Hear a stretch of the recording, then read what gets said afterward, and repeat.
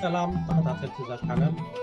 كانل نزقنا محبراوي طباوي بوليتيكاو كنتات نابرانا بجامعين مملكات مكتيا سلازي شير سابسكرايب مبارك تحمقو سلام تخطاتل تزامدب كمي كرنيخم لومي بزعب زي أبز حلف السمون أزارة بخوينو زقناه عدا أتيو تدن بفتح مخان قريفوه السو عينت بزعبو كنعللينا مساي حاو تسفع لهم يمان الله እንኳን ደሓን መጻኻ ተስፋ ዓለም ምናልባሽ ኣነ ክጅምር እውን መስለኒ እዚ ለንቅና ክንሰምዖ ዝቐኒና ዓዳ ኣትዩ ምቋም ገዲፍዎ ካብቲ ናይ ተቃዋሚ ደንበ ሃገራዊ ደንበ ኮይኑ ዝበሃል ብዙሕ ዘረባ ክንሰምዕ ቀኒና ብሓፈሻ ስለምንታይ ኢና ፍትሒ ንደሊ ኢልካ ምርኣይ ኣገዳሲ ይመስለኒ ምክንያቱ ትመበገስ ወይ ትመሰረት ነገር ንስ እዩ ኣብ ደገ ኣለና ኣብ ደገ ምህላውና ተዛማዲ ምቾት ክልወና ክእል ወይ ፅቡቅ ነገር ክልወና ክእል እዩ ተዛማዲ ከዓ ናትና ዝኾነ ፀቕጢ እውን ክልወና ክእል እዩ ግን ምዝ ኩሉ ፀቕጢ ምዝ ኩሉ ናይ ደገ ስራሕ ምዝ ኩሉ ሓላፍነት ናይ ስድራ ከምኡ እውን ካልእ ሓላፍነት ተሰኪምና ስኒ ስለምንታይ እዩ ኣብ ዓድና ፍትሒ ክህሉ ኣለዎ ዲሞክራሲ ክህሉ ኣለዎ ፅቡቅ ነገር ክህሉ ኣለዎ ዝብልሲ ኣብቲ ዓድና ፅቡቅ ነገር ምድላይ ኮይኑ ይስማዓኒ እዚ ናብ ካልእ ሃገር ንሪኦ ዘለና ሰባት ብዘይ ፍርዲ ዘይእሰሩሉ መሰሎም ዝኽበረሉ ምርጫ ዝግበረሉ ሰባት ነቶም ንሶም ዝደልይዎም መንግስቲ ዝመርፅሉ ብፍላይ ከዓኒ ዝኾነ ሰብ ከም ድሌቱ መፅኡ ኣብ ድሌቱ ዘይሰደካን ኣብ ድሌቱ ዘይልዕለካን ዘየንብረካን ሃገራት ንነብር ኣለና እዚ ከዓ ናብ ዓድና እንደልዩና ማለት እዩ ብፍላይ ምስ ናብ ዓድና ዘሎ ጭቆና ሰባት ከም ድሌትካ ምእሳር ብዘይ ሕጊ ምቕያድ ክሳብ ልዕሊ ርብዒ ዘመን ኣብ እስር ቤት ምፅናሕ ቤተሰቦም ዘይርእሉ ኩነታት ምርጫ ዘይግበረሉ ኩነታት ብስም ሃገር ድሌትካ ትገብረሉ ኩነታት ስለ ዘሎ እዚ ሃገር እዚ ኩነታት እዚ ከብቅዕ ኣለዎ ኣብ ሃገርና ሓደ ተዛማዲ ንቡር ዝኾነ ስርዓት ክመፅእ ኣለዎ ሕጊ ክሰፍን ኣለዎ ቅዋም ክኸውን ኣለዎ ምባል ምናልባሽ ከም ተቃዋሚ እውን ኣይቐምጠካን ኮይኑ ይስማዓኒ ንዓይ ከም ሓደ ኖርማል ሰብ ጥዑይ ዝሓስብ ኮይኑ ይስማዓኒ እሞ እንታይ ትብል ተስፌን ኣብ ዝኸፅታ ቦሳሜ ጽቡቅ ጌርካ እውን ገሊጽካዮ ማለት እዩ እንታይ ክውስኽ ኢለ ግን ንምንታይ ፍትሒ ንብል ወይ ንምንታይ ፍትሒ ንደሊ ዝብልሲ ካብቲ ስሙ ንጅምር ባዕሉ ማለት እዩ ካብ ፍትሒ ዝጥዕም ዋላ በቲ ስም ጥራሕ ክትሪኦ ከለካ ካብ ፍትሒ ካብ ብሕጊ ምግዛእ ካብ ብቆማዊ መንገዲ ምኻድ ካብ ንዝተኣስረ ወይ በዲሉ ንዝተባሃለ በደሉሲ ኣብ ሕጊ ኣብ ቤት ፍርዲ መፅኡ በደሉ ዝረኣየሉ ክወፍር ዝደሊ ይውፈረሉ ወፊሩ ይእቶ ይሕረስ ይንገድ ፍትሒ ይንገስ ዝብል ስም ዝዓቢ ኣወንታዊ ሓሳባት ዘምፅእ እውን የለን ማለት ሕጅስ ንምንታይ ፍትሒ ንብል ዝብልሲ ኣብቲ ስሙ እውን ንረኽቦ ኢና ግን ብሓፈሻ ክንሪኦ ከለና ከዓስ ብክልተ ነገር እውን ምርኣኽዎ ኣነ ሓደ ፍትሒ ብውልቅና ክንሪኦ ንኽእል ኢና ማለት እዩ ውልቅና ንደልዮ ነገር ክኸውን ንኽእል እዩ እቲ ናትና ፖለቲካዊ ፍልስፍና እቲ ናትና ፖለቲካዊ ሓሳብ እቲ ናትና ድሌት ብውልቅና ፍትሒ ንደሊ ሰባት ክንከውን ንኽእል ኢና ንምንታይ ፍትሒ ኢልና ክንሓትት ከለና ማለት እዩ እዚ እንታይ ማለት እዩ ንዓና እውን ዘድልየና ንዓናስ ብቐጥታ እውን ዝፀልወና ንድሕሪ ኮይኑ ኩነታት ፍትሒ ይንገስ ከምዚ ንዓና ወሪድና ዘሎ ኤርትራውያን ክንሪኦ ከለናስ ፍትሒ ስለዝተጓዓፀተ ፍትሒ ስለዝሰኣና ካብ ዓድና ተሰዲድና ኣለና ሕጂ ንዓናስ ሕቶ እውን ኣይኮነን ማለት እዩ ንምንታይ ኢና ፍትሒ ንብል ኢልናስ ክንሓትና እውን ነፍስና ንኽእል ኢና ምክንያቱስ እቲ ዘይፍትሓውነት ኣብቲ ዝባና ኣብቲ እንግዳዓና እዩ ዘሎ ማለት እዩ ሕጂ እንድሕር ዘይፍትሓውነት ዓመፅ ጭቆና ኣብ እንግዳዓና ተሰኪምና ንኸይድ ኣለና ኮይናስ ንምንታይ ኢና ፍትሒ ንደሊ ኢልና እውን ክንሓትት ኣይግባአናን እዩ ማለት እዩ ስለዚ ካባና እዩ ዝጅምር ኣብቲ ኣንጉዕ ናይ ደምና ኣብቲ መዓልታዊ ሂወትና ኣብቲ ስድራና ከም ዝበልካዮ ኣብ ዓዲ ዘለና ይኹን ኣብ ስደት ዘለናስ ምሳና ኣሎ ስለዚ ፈቲና ፀሊእናስ እቲ ፍትሒ መግብና እዩ ዝኸውን ዘሎ ፍትሒ ምድለያስ መግብናት ዕለታዊ ናብራና እዩ ዝኸውን ዘሎ ማለት እዩ ካብቲ ውልቃዊ ሓሳብ ውፅእ ኢልካ እውን ሰብ ከዓ ብመትከል ኣብ ፍትሒ ዘለዎ ዓዲ እንዳነበረ ብተዛማዲ ኣብ ፍትሒ ዘለዎ ዓዲ እንዳነበረ ኣብ ሕጊ ዘለዎ ዓዲ እንዳነበረ ሰብ ኣነ ዘለኽዎስ ንዓይ ጥራሕ ዓመኒ ዘይምባልካ ኣለዎ ማለት እዩ እቲ ፍትሕስ ትንሕና ዝረኸብናዮ ከም ዝበልካ ትንሕና ዝረኸብናዮ ኣብ ስደት ዝረኸብናዮ ተዛማዲ ፍትሒ ኣብቲ ተነፂልዎ ተሓሪምዎ ዘሎ ክፋል ናይቲ ሕብረተሰብና ፍትሒ ክነግስ ከዓ ንቃለስ ማለት እዩ ንፅውዕ ከዓ ማለት ብውሕዱስ ንሓስብ ተስፋ ከዓ ንገብር ማለት ሕጂ ሓደ ሓበራዊ ዝኾነ ናይ ፍትሒ መፀዋዕታ እውን ኣለና ማለት ካብቲ ውልቃዊ ኢሚድየት ዝኾነ ካብቲ ውልቃዊ ሓሳባትናን ድሌታትናን ወፂስ نتي ሕብረተሰብ ናትና ነቲ ኮሚኒቲ ናትና ኣብቲ ዓዲ ዘሎ ፍትሒ ዝተሓረሞ ፍትሒ ዝተነፍጎ ክፋል ናይቲ ሕብረተሰብና ከዓ ፍትሒ ንፅዋዓሉ ማለት እዩ هو ምናልባሽ ምስ ፍትሒ ክንዛረብ ከለና ኩሉ ግዜ ፍትሒ ክትብል ከለካ ከምዚ ነታ ሃገርሲ ኣብ ሓደጋ ዝእቱ ኩነታት ገይሮም ዝርድእዎ ኣለዉ ሓደ ስርዓት ስለ ዝተቐየረ ወይ መንግስቲ ስለ ዝተቐየረ ወይ ከዓ ቋም ስለ ዝተተኽለ እቲ ሃገር ኣብ ሓደጋ ትመፅእ ማለት ኣይኮነን ምናልባሽ ፍትሕን ሃገራውነትን ወይ ከዓ ሃገራዊ ልኡላውነትን ብዙሕ ከም ኣንጻር ገይሩ ዝሪኦ ሰብ ኣሎ ግን ኣንጻር ኮይኑ ይፈልጥኒ ምናልባሽ ስኻ ክትወስድ ከለይ ትኽእል ኢኻ ድሕሪኡ እቲ ካልእ ነገር እውን ምናልባሽ ኣብዚ ናይ ዝሓለፈ ግዜት ዝረኣናዮ እዚ ናይ ኖቤል ዝተሸለሙ እውን ዝወደቓ ሃገራት ብቁጠባ ክምዕብላ ይክእላን እየን ፍትሒ ዘይብለን ሃገራት ብቁጠባ ክምዕብላ ይክእላን እየን ዝብል ሓሳብ እዮም ኣምፂኦም ነይሮም ዋይ ኔሽንስ ፌይል ድብል መፅሓፍ ዘለዎም ማለት እዩ እዚ ከዓ እንታይ እዮም ኣርእዮም ሓንቲ ሃገር ብቁጠባ ክትምዕብል እንድሕር ኮይና ፍትሒ ክህልዋ ኣለዎ ፍትሒ እንድሕር ኣለዋ ዝተማእከለ ትካላት ወይ ኢንፍራስትራክቸር ክህልዋ ክእል እዩ ማለት እዩ ኢንስቲቱሽንስ ክህልዋ ክእል እዩ ማለት እዩ ሕጂ ኣብ ዓድና እውን ክትሪኦ ትኽእል ኢኻ መስለኒ እቲ ፍትሓውነት ዘይምህላው ጥራሕ ዘይኮነ እቲ ትካላት ናይ መንግስቲ እውን ብቑዓት ኮይነን ደይምስርሐን ካብኡ ንሪኦ ኣለና ማይ የብልና ልቺ የብልናን ኣብዚ ወዲቕና ኣለና ኣብ ትምህርቲ ወዲቕና ኣለና ኣብ ከምዚ ወዲቕና ኣለና ዝበሃል ወላ እቲ በዓሉ እቲ መራሕቲ ሃገር መዓልቲ መዓልቲ ቃል መፅያ ክመፅእ ከሎ ዝዛረበሉ ኩነታት እዩ ማለት እዩ ሕጂ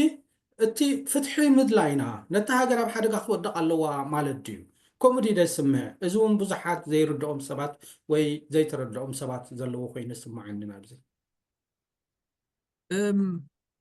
ፍትሕን ሃገራውነትን ዋላ ሓደ ክናፃፀሉ እውን ኣይክእሉን እዮም ተናይ ብሓቂ እቲ ሃገራውነት በቲ ኣወንታዊ ሓሳቡ በቲ ሃናፃይ ዝኾነ መዳይ ክንርድኦ ደሊና ማለት እዩ ንባዕሉ እቲ ሃገራውነት ዝብል ከም ካልእ ፕሮብለማቲክ ዝኾነ ኣምር እንዲ ግን ዋላ ናብኡ ከይከድና ሕጂስ እቲ ወጅ እቲ ሃገራውነት ናሽናሊዝም ደይኮነስ እቲ ሃገር ባዕላ ማለት እየ ሃገር ንባዕላ ሕጂስ እቲ ሃገር ንባዕላስ ፍትሒ መሰረታ ክኸውን ዝግብኦ ማለት እዩ ናይ ብሓቂ መሰረት ዕኑድ ናይ ሃገር ምህናፅ እቲ ሃገራዊ ህንፀት ዝበሃል ሲ ኣብ ፍትሒ ኣብ ፍልስፍና ናይ ፍትሒ ኣብ ራእይ ናይ ፍትሒ ዝተመርኮሰ ክኸውን ዝግብኦ ማለት እዩ ክልቲኣቶምስ ከምዚ ዘይወሳሰብሉ ኩነታት ፈፂሙ ክህሉ ይግብኦን እዩ ማለት እዩ እቲ ሽግር ናትና ዝመፅ ዘሎ ከምዚ ዝበልካዮ ሓደ እቲ ጌጋ ርድኢት ኣሎ ምናልባት ኣብ ገለ ክፋል ናይ ሕብረተሰብና ክንብል ንኽእል ንኸውን ኣብቲ ዓዲ ዘሎ ፖለቲካዊ ስርዓት እንተሪእና ግን እንታይ እዩ እቲ ሃገርን ሃገራውነትን ሓዋዊሱ ብምምፃእ ነቲ ሃገራውነት ከማ ኩሉ ግዜ ኣብ ትረት ዘሎ ኩሉ ግዜ ኣብ ሓደጋ ዘሎ ኩሉ ግዜ ሓደጋ ዘንፃላልወሉ ዘሎ ህላውነት እቲ ናይ ሃገራዊ ኤርትራውነት ኣብ ሓደጋ ከም ዘሎ ኣምሲሉ ብምቕራብ እቲ ጉዳይ ፍትሕን ጉዳይ ሰብኣዊ መሰላትን ከይለዓል እንተተላዒሉ ከዓ ከም ላግዠሪ በቃ ከም መጋየፂ ኮይኑ ንክቀርብ ከምኡ ዘለዓለ ሰብ ከዓ ፈታዊ ነፍሱ ኢንዲቪጁዋሊስቲክ ዝኾነ ሃገር ዘየቀድም ኣብ ክንዲ ሃገር ናቱ ረብሓታት ዘቀድም ትሕቲ ሃገራዊ ስምዒታት ዘለዎ እንዳበልካ ግዳይ ፀለምን ግዳይ ፖለቲካዊ ፐርጅንን ይኸውን ማለት እዩ ሕጂ ፍትሕን ሃገርን ሃገራውነትን ክፈላለዩ ኣይክእሉን ማለት እዩ ብፍላይ ኣብቲ ብምህናፅ እንድሕር ኢና ድሓር ፍትሒ ክንብል ከለናስ ምህላው ናይ ቤት ፍርድታት ጥራሕ ኣይኮነን ማለት እዩ ማሕበራዊ ፍትሒ ከም መንግስቲ ተራ ናይ ሓደ መንግስትስ እንታይ ምቕራብ እዩ ሓደ ማሕበራዊ ፍትሒ ቁጠባዊ ፍትሒ ካልእ ፖለቲካዊ ፍትሒ ዝተፈላለየ መልክዓትን ገፃትን ናይ ፍትሒ እውን ኣለዎ ማለት እዩ እዚኦም ኩላቶምሲ ኣካል ናይ ሃገራዊ ህንፀት ክኾኑ ይኽእሉ እዮም እንተዳ ዋላቲ እቲ ዲቨሎፕመንታል ስቴት ንብሎብቲ ናይ ዋላ ከም ዓድና እንድሕር ወሲድና ከምኡውን ኣይኮነን ኮነ ዓድና ግን ከምኡ እንድሕር ወሲድናስ እዚኦም ንብሎም ዘለና ዝተፈላለዩ ፅላታት ናይ ፍትሒስ ኣካል ሃገር ናይ ምህናፅ ክኾኑሉ ዘይክእሉ ዝኾነ ምክንያት የለን ኣብ ዓድና ማለት እዩ ግን ክንምለስ ኢና ናብቲ ዓዲ ዘሎ ፖለቲካዊ ስርዓት ትሕቶ ከምኡ ይደሊ ድዩ ናይ ብሓቂ ምዕሩይ ዝኾነ ፖለቲካዊ ማሕበራዊ ፍትሒ ቁጠባዊ ፍትሒ ባህላዊ ፍትሒ ኩሉ ብቲ ዓዲ ይደሊ ድዩ እቲ ስርዓት ዝኾነ ኤርትራዊ ምግላፅ የድልዮን እዩ ማለት እንታይ ኮይኑ ከም ዘሎ ስለ ንሪኦ ዘለና ምናልባሽ ኣብዚ ዘለዓልካዮ ሓደ እቲ ፍትሕስ ከም ሌክዠሪ ወይ ከዓ ከም ተወሳኺ ነገር ኩሉ ዘለና እሞ ናይ ሕንቃቕ ዓይነት እዩ ኮይኑ ይስምዖ እዩ ንብዙሕ ሰብ እውን ወይ እቲ መንግስቲ እውን ብከምኡ ይገልፆ እዩ ኣብ ከምኡ ኩነታት ዲና ዘለና ግን ኣብ ዓድና ማለት ሲ بسرعة عمتات بزي فرد استأثروا سبات يبلنا نديو كاب جزءهم بزي فرد تجاويهم زخدو أب زخونة شلاتات زلوا سبات يبلنا نديو أبتا هاجر بزح وفار كلون دخله بزح عم زلوا كلون دخله ماي ساعات كل نجار أي ساعة عندنا مقعزي أي ساعة عندنا مالت إرتراويان من ساعات إرتراويان سبات سي كاب هاجرهم كرخبو زي كقالوا ناي investment عدل وي كأني ناي نقد عدل أبزن قرنا أفريقيا زولا هاجرات حليفهم سين أبعال دبوب السودان أبعال أوغندا أوتات حليفهم كينيا حليفهم كسب معرب أفريقيا قصهم خود اللو هجي إذا كلنا عدنا كونا اللو تبلكاس تصبق نقدر يكونن تصبق نقدر يكونن أبعدنا ديمقراطية كلونا اللو تصبق سرعات كلونا اللو تبلكاس تصبق نقدر يكونن هجي كم زتولو للخا من الباش سرعات ويت أب إرتراز منقص كم ناي حنقاقه ويلجير جيرو يري أيو جن نعنا سني أبي موت حنقاقونا يكرمنا لنا يتعاملنا لنا ونكبها كأليو من الباش زي كم زين حرت زاري من الباش دحري زمت زغل جزاء زارع بزخون كلا تقامين يرمو كيدا عداتي تناسحو قال تسمعي خا بخلتي إخا تسمع إذا عينت ورخ قاوح كله بزينا بزيدقر له دلاي فتح الزبال ون قاوح يبوش تبعدون كساب كلمتي أقبر له ميو تناسحهم يمزيم يمتم تقام تنيرهم من الباشون باليو هجي أبقليو ترات أم زخون حساب تريخا تقام يلن تبلن دحركين كا زي تقام زنبريل كان دجناتهم تصون دحرنيركا كم أز عم سولس يلون ديم داب تدقى يبلكاي بخالو وجن كا نزم كم زيم عينت سبات زيد العينت ناي ميديا زيد العينت كفرج ويكاني نعقم بزح مكلح مالسي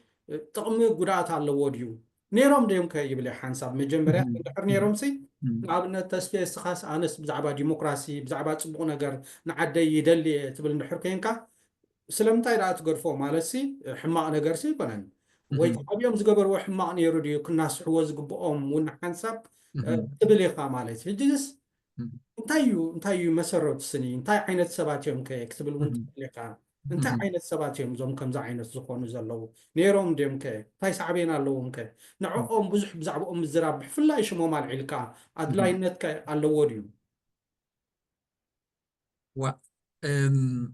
كمزي كلنا زتعذبنا اتينك اب 3 4 عامات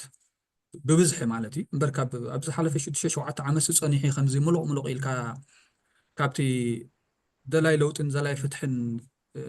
زبحال دنبي ابز دقاف سدد زلوس نابت سرعات ناي مخدع ديفكت ناي مقبار توريتات حدش نقر يكونن ابز خونا ناي قالسي منقصاص نفتح زقبر قالسي نناصنت نليبريشن زقبر منقصاصات بحرياو نقري مالتي تي مخدع كم زلو زلحات عاد مبالكم زلو رؤي نقريو بو منصر كابزناتنا كلاتنا خمزرانا ايو صنيحي مالتي بفولي كم حدا فولي كستت زخونه ابزي 3 عامات بزياده بفولي مزاب اب اثيوبيا زنبره اب تግራይ زنبره كنات بزتححز بزتفعل على مخنيات سبات نفس سرعات ጨፍሊቁ አውፅኢና ኢሎም አንጻሩ ቃሎስ ዝነበሩ ስርዓት ብሶንኩ ኢና ካብ ኤርትራ ወፂና ዝውዝሑ ማለት እዩ ብሶንኩ ኢና ካብ ኤርትራ ወፂና ኢሎም ዕቁባ ዝሓተቱ ኣብዚ ምዕራባዊ ዓለም መሰረት ናይ ዕቁባ መርከቢኦም ዝተጠቀሙሉ ስርዓት ኣብ ስልጣን እንዳሃለወ ዝኾነ ፖለቲካዊ ለውጥ ዝኾነ ፖለቲካውን ማሕበራውን ቁጠባውን ለውጥ ከይገበረ ናው ዝተመልሱ ብዙሓት ውልቀ ሰባትን ጉጅለታትን ኣለዎ ማለት እዩ እጂ تحتونا بحمل سنتايم زخونو أبي نمتايم سبات كم زخونو زبل حتى يلعب مالت خمس الكاس أنا حكى نمتايم كم زقبل زلوا زم سبات زيادهم من الوقت نمتايم خندوا نخل كوين سمعنا أنا حفيش كاختزارة بيشجر خون خل قل كل تنجار كندوا نخل خون حدا بقولكم نايب حكي اتنايك ألسي متكل أمينهم ليك على سنيرهم ديم تناي فتحي حتو ناي متكل حتو خمس خوني مس جزيون زيك عيار حتو خمس خونة مالتي زقات أم يقات أمسي ناي حتو ناي جزي حتو مكم زيكون أنت داني بحق نفتحي إقالة سال خوي الحادثة وموتي نفتحي زك قالوا سو مغنيات زي تغير أنت دا خوينو نمنتاي نابتي عماسي فتح زرق زلو سوف تخيد كرداني كلنا أنا مالتي قلنا نتاي خون خل حدا قرب كم زي ናይ ዲስግራንድልት ዝኾኑ ውልቀ ሰባትን ጉጅለታትን ኣለዎ ማለት እዩ ከም ዝረኣናያት ናይ ኤርትራ ናይ ፍትሒ ቃልሲ ላዕሊ ታሕቲ ንለውጢ ቃልሲ ሓጎስ ጎፅ ኣለዎ ባህርያዊ ነገር ሓጎስ ጎፅ ክህልዎ ሕጂ እቲ ሓጎስ ጎፃት ዝኸበዶም ዝተዋልኡ ወላላ ዝበሉ እውን ኣለዉ ኮይኑ ይስማዓኒ በቲ ሓደ ከዓ ዘልዕለልካ ሕቶታት እውን ኣሎ እዞም ሰባት እዚኦምስ ናይ ብሓቂ ድዮም ኣብቲ ናይ ፍትሒ ቃልሲ ነይሮም ኣብቲ ናይ ፍትሒ ደንበ ነይሮም ወይስ ልኡኻት ናይቲ ስርዓት ኮይኖም እዮም ነቲ ደንበ ፍትሒ መቃቃሊ ዝኾነ ናይ ቃልሲ ሜላታት እንዳተኸተሉ ንድሕሪት ክጎትዎ ፀኒሖም ማለት ከምኡ ዓይነት ከምዚ ኣክቲቭ ዝኾነ ስራሓት ተልእኾታት ዝተዋህቦም ሰባት ነይሮም ክኾኑ ይኽእሉ ዶ ኢንፊልትሬት ብምግባር ነቲ ናይ ቃልሲ ምንቅስቃሳት ነቲ ናይ ፍትሒ ፃውዒታት ንድሕሪት ከም ዝጉተት ዘይምትእምማን ከም ዝፍጠር ገለ ነቃዓት ክርከብ ከሎ ኣብ መንጎ ተቃለስቲ ዘይምትእምማን ብምፍጣር ሰብ ነንሓድሕዱ ክጠማመት ኣብ ክንድፍቲ ናይ ሓባር ፀላኢ ዘተኩር ነንሓድሕዱ ክጠማመት ነንሓድሕዱ ኣብ ምጥምማት ከዓ ንድሕሪት ክጉተት ክገብሩ ዝሰላእኽውን ክኾኑ ይኽእሉ እዮም ኢለ ይሓስብ ማለት እዩ በቲ ሓደ ከዓ ናይ ስልጣን ህርፋን ዘለዎም ኣለዎ ማለት እዩ እቲ ሕቶ ፍትሕስ ኣብቲ ርእሶም የለን ማለት እዩ ኣብቲ ደሞም ከምዚ ዓንተ ወይ ክንብሎ ፀናሕናስ ኣብቲ ደሞም የለን ማለት እዩ ኣብቲ ዕለታዊ ናብርኦምስ እቲ ሕቶ ፍትሒ ዝብል የለን ሕጂ እቲ ፍትሕን እቲ ፖለቲካዊ ጥሙሕነትን ኮምፕሊትሊ ከምዚ ሓደ ድራይ ዝኾነ ክሳይ ዘለዎ ኣይተላገበን ኣይራኸብን ማለት እዩ እንተዳእቲ ፖለቲካዊ ዕድላት ብዓይኒ ናይ ሓደ ሰብ ውልቃዊ ጥሙሕን ናይ ረብሓ ፖለቲካዊ ረብሓታት ክኸውን ቁጠባ ረብሓታት ክኸውን ክእል ካልእ ቁንጭ ምንጫላት ዝርከብ ረብሓታት ክኸውን ክእል ብኸምኡ ጥራሕ እንድሕር ተራእዩ እቲ ሕቶ ፍትሒ እታ ኣብ ኤርትራ ተዓፅያ ዘላ ደንበ እታ ኣብ ኤርትራ ብዘይ ፍርዲ ን20 ዓመታት ተዓፅያ ተኣሲራ ዘላ ተሓይራ ዘላ ኣደ ሓብቲ እቲ ኣብ ኤርትራ ተሓይሩ ተኣሲሩ ዘሎ ብዘይ ፍርዲ ኣቦ ሓው ኣያ ኣይረኣየካን እዩ ማለት ኣይረኣዮምን ዘሎ እዞም ሰባት እዚኣቶም ማለት እዩ ተዝገርመኒ ተስፊያስ ልክዕ ከምዚ ትብሎ ዘለካ ገሊዮምሲ ኣብቲ ናቶም ፖስት ኣብቲ ናቶም ቃል መጠይቕ ገለ ከምዚ ዝብሉ ዝነበሩ እዮም እቲ ናብ ኤርትራ ተኣሲሩ ዝነበረ ን20 ዓመት ተኣሲራ ዘላ 20 ዓመት ክትወፅእ ኣለዋ ነዚ ከምዚ ዝገብር ዘሎ ከዓ እቲ ናብቲ ኤርትራ ዘሎ መንግስቲ ወይ ስርዓት እዩ ዝብሉ ዝነበሩ ጅግልብጥ ኢሎምሲ ኖኖ እሱ ዳ ከመይ ዝኣመሰለ ህያው ንፁህ እንድዩ ክብሉ ከለዉ ምናልባሽ ይገርመካ እዩ ካልእ ብጎኒ ትሓስብ እንዲኻ ሓንሳብ ምክንያት ትፈጥረሎም ኢኻ ነዞም ዓይነት ሰባት ምናልባሽ ውልቃዊ ነገራት ዶ በርቲዕዎም doኸውን ናፊቆም doኾኑ ወይ ኣብ ኤርትራ ዝኾነ ናይ ቤተሰብ ሽግር ኣጋጢሞም ግድን ክኸዱ ኣለዎም ዶ ይኸውን ገለ ትብል እሞ ወላ ሓንሳብ ከዓ ዝናብ ዝደገደሎ ደንቦ ተቃውሞ ነፂልዎም ወፂዕዎም ምናልባሽ ካልእ ኣቀይምዎም ዶ ኢልካ ትሓስብ ኢኻ ሓንሳብሲ ምክንያት ትፈጥረሎም እሞ ግን እዚ ኩሉ ምክንያት ነቲ ዝብልዎ ዝነበሩ ንክዓፅፉ ወላ ሓደ ምክንያት ኣይኮውን ብቑዕ ምክንያት ኣይኮነን ምናልባሽ ካብዚ ዘሎ ናይ ደንበ ተቃውሞ ዝበሃል ወይ ደንበ ፍትሒ ዝበሃል ካብኡ ተፈልዮም ብውልቆም ንፍትሒ ክፅውዕ ኢልካስ ትፅበዮም ዓይነት እዮም ግን ካብኡ ሓሊፎም ሕጂ ነቲ ዝብልዎ ዝነበሩ ንድሕሪት ተመሊሶም ኣንፃሩ ዝኸዱ ዘለዉ ስለ ዝኾኑ ከምዚ ትብሎ ዘለካ ነይሮም ድዮም መጀመርያ እንድሕር ነይሮም ከንታይ እዩ ኣብቲ ደንበ ፍትሒ ኣብኡ ኣፅኒሕዎም ነይሩ ኣብኡ ተሰኺዖም ድዮም ፀኒሖም ወይስ ረብሓ ድዩ ፀኒሕዎም መብዛሕትኦም ዞም ከምዞም ዓይነት ሰባት ክንሪኦም ከለና ከዓ ናይ ሶሻል ሚድያ እዮም ኣብ ሶሻል ሚድያ ኣብቲ ዝነበርዎ እቲ ዝነበረ ሽዑ መክሰብ እቲ ዕዳጋ ውሒድዎም ድዩ ኣብቲ ሓደ ደንበ ድዩ ዘሎ እቲ ዝበዝሐ ዕዳጋ ኮይኑ ሕጂ ኣብኡ ድዮም መክሰብ ረኺቦም ድበሃል ሕቶ እውን ይመፅእ ሜይቢ ተስፋ ቆሪፆም ድዮም ከዓ ናብዚ ደንበ ፍትሒ ተስፋ ቆሪፆም ሞ ክላዚ ትርጉም የብሉም በቃ እንታይ ዳ እሞ ዓድና ደይንኸይድ ቤተሰብና ዘይንርኢ ፍቅርና ደይነውፅእ ናፍቆትና ደይነውፅእ ድበሃል ሕማም ዲ ሒዝዎም ትብል ኢኻ ግን ኣብ መጨረሻ ግን ዝበልካዮ ፍትሕስ ናይ መትከል ሕቶ እዩ ፍትሒ ኣብ ኤርትራ ናይ መትከል ሕቶ እዩ ታሪክናስ ከምኡ እዩ እውን ተሪኻዮ ወለዚ ታሪክ ህዝባዊ ግንባር ተተባሃለስ ኣብቲ ጠፊኦምሉ ዝበሃል ትሕቶ ፍትሒ እዮም ኢሎም ስለ ዝኣመንሉ ክሳብ መጨረሻ ድፀንሑ እዮም ሕጂ እዚ ኩነታት ክትሪኦ ከለካ ሓንሳብ ግን ቁርብሲ የደናግረካ እውን እንታይ ወሪድዎም ማዕረፍ እንደዚ እንታይ ኮይኖም ሜይቢ ገሊኦም ከዓ እንታይ ዝብል ተስፋ ኣለዎም ምናልባሽ ከምዚ ንብሎ ዘለና ናፊቆም ናይ ውልቃዊ ሽግር እዩ ከምኡ ገይርዎም ደሎ እምበር ምስ መፁስ እዚ ኩሉ ንፍትሒ ዝጉስጉስሉ ዝነበሩ ዳ ክሒዶም ክድርብይዎ ዶ ክድርብይዎ በቃ ቻው ቻው የለን ክብልዎ ድዮም ሽግሮም ፈትሖም መፅኦም ስምለሱ ደኸውን ዝበሃል ሕቶ ኣሎ ሜይቢ ምናልባሽ ምስ ተመልሱ ከተኣማንነት የጥሪዶም ሰብሲ ማዕረፍ እንደዩ ኣብኦም እምነት ክገብር ድበሃል ሕቶ እውን ብዙሕ እዩ ዘሎ ማለት እዩ ግን ዜርካ ፍትሒ ውልቃዊ ነገር እዩ ብጉጅለ ክትከውን ከለካ ዝሓሸ ውፅኢት ክተምፅእ ትኽእል ኢኻ ክትውደብ ከለካ ዝሓሸ ሓይሊ ክህልወካ ኣለዎ ግን መሰረት ካብ ውልቃዊ እዩ أنا فتحت زي أمينة تسليس قاب فتحت زي أمينكا عند حرت وديمنا عند حرت ترنيفنا عند حرت أسيرنا عند حريز متسسي كنينا يلو تخيل لو تيلا مالتي مقنياتو كابولك قوي أمنت كل وكا خيل على ودبل عصاب على أنا كاب زحلف مسبلنا من اسكي قرب اللي قبل الكاسامي الرئيس قلت صبو نجر على العلكاتي حجي ندحر إني ولا بزي توم دقفت تباهيلهم ناب إيرترا زخلو نفلط من هذه مسانا زلو بتمعلتا هيوتنا مسانا زلو مالتي تري خا تسفسي نافقوت ኣለኹም ዝበልካዮ ማለት እዩ ናይ ስድራ ኣብ ኩላትና ዘሎ እዩ ባህርያዊ ነገር ሕጂ እዞም ከይዶም ዘለዉ ክንሪኦም ከለና ኣነ ብምንታይ ክንፈልዮም ኣለና ኮይኑ ስምዓኒ ከምቶም ዋላብቲ ፖለቲካዊ ንጥፈታት እውን መሪሕ ተራ ዘይተፃወቱ ኖርማል ውልቀ ሰባት ስድራ ቤታት ይኸዱ ናብ ኤርትራ